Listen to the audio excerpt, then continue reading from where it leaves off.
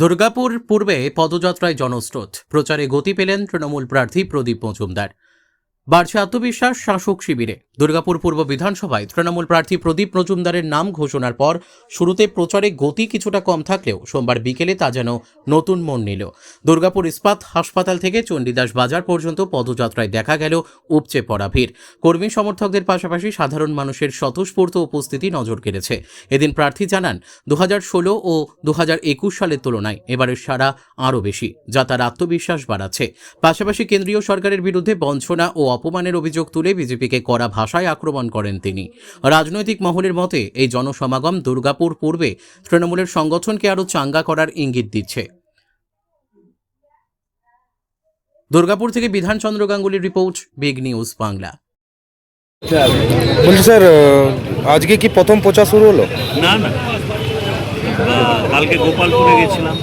তার আগে জবে মনোনীত হওয়ার মানে নিশ্চিত হয়েছে, সেদিন সন্ধ্যা থেকেই কর্মীদের সঙ্গে মিলিত হচ্ছি, কর্মীদের সঙ্গে সভা করেছি, তাদের মতামত নিয়ে প্রত্যেকটি বুথে কীভাবে আমরা মানুষের সমর্থন বজায় রাখতে পারি এবং আরও উন্নত করতে পারি সেই নিয়ে আলোচনা হয়েছে।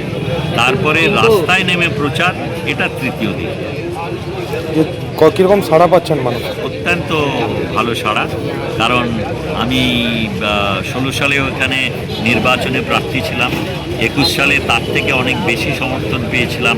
26-এ যে উদ্দীপনা, যে উৎসাহ, যে মানুষের ঢল আমার মিলিত হওয়ার সুযোগ হচ্ছে, তাতে এটা পরিষ্কার যে এখন এবারে আগের তুলনায় অনেক বেশি সাড়া মানুষের ভেতর পাচ্ছে।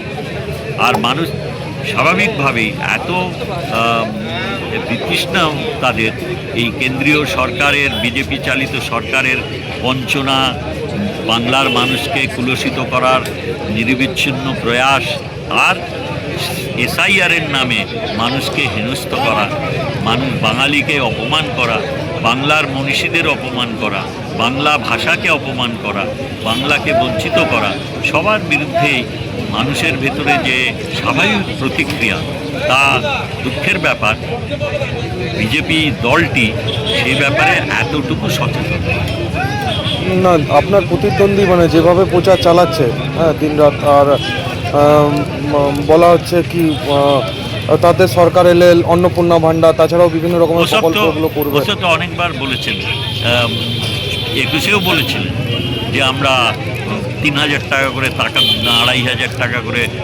মায়েদের দেবো, বিনা পয়সায় বাসে চড়াবো। কিছুই তো হয়নি। আর যেখানে ওনারা রাজত্বে আছেন সেখানে কি করছেন? পাশে বিহার, ঝাড়খণ্ড, সেখানে করেছেন 3,000 টাকা করে দিচ্ছেন মা বোনেদের মাসে মাসে। সেখানে কি করছেন মানুষ তো দেখতে পাচ্ছে। 2 কোটি চাকরি দেবেন বলেছিলেন স্বয়ং প্রধানমন্ত্রী, বছর হয়েছে। তিনি বলেছিলেন 15 লক্ষ টাকা দেবেন প্রত্যেক খাতায়। তার মাননীয় স্বরাষ্ট্রমন্ত্রী তার ডান হাত বলে দিয়েছেন যেগুলো জুমলা। তোরাই তো বলেন যে আমরা জুমলা দিই, ভোটের আগে এসব জুমলা আমাদের দিতে হবে। ওগুলোর খুব একটা মানুষ বিশ্বাস করে না। নির্বাচনী বৈঠক শুরু করেছে যাতে দুর্গাপুর পূর্ব এবং পশ্চিম দুটো দখল করতে পারে। দেখুন, ওটা তো ওনাদের প্রচেষ্টা থাকবেই, কারণ ওনারা তো নির্বাচনের সময় নেমে পড়েন, কোমর বেঁধে বৈঠক করবেন, মিটিং করবেন, দৌড়বেন, মিথ্যে প্রতিশ্রুতির ফানুস ওড়াবেন, এগুলো তো হয়েই থাকে। আমরা 365 দিন মানুষের পাশে থাকি। নির্বাচনের প্রক্রিয়ার ভেতরে পড়ে এই ধরনের বিভিন্ন রকম সভা, আলোচনা, মিছিল, এগুলো জারি থাকবে, প্রক্রিয়াগুলো চলবে। কিন্তু আমরা তো 365 দিন মানুষের সঙ্গে থাকি, আমাদের নতুন করে কোমর বাঁধতে।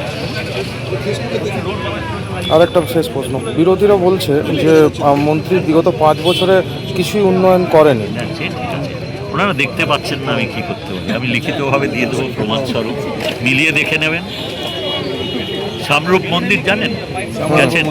হ্যাঁ, সামারূপ মন্দির, রাস্তাটা শুধু রাস্তা, ওখানে জল, ইলেকট্রিসিটি কে করেছে জিজ্ঞেস করবেন, কোন সরকার করে এসছে। রাজবাগ থেকে যে রেলগেট, আর রেলগেট থেকে নডিয়া অবধি যে রাস্তা হচ্ছে সেটা কারা করেছে জিজ্ঞেস করবেন।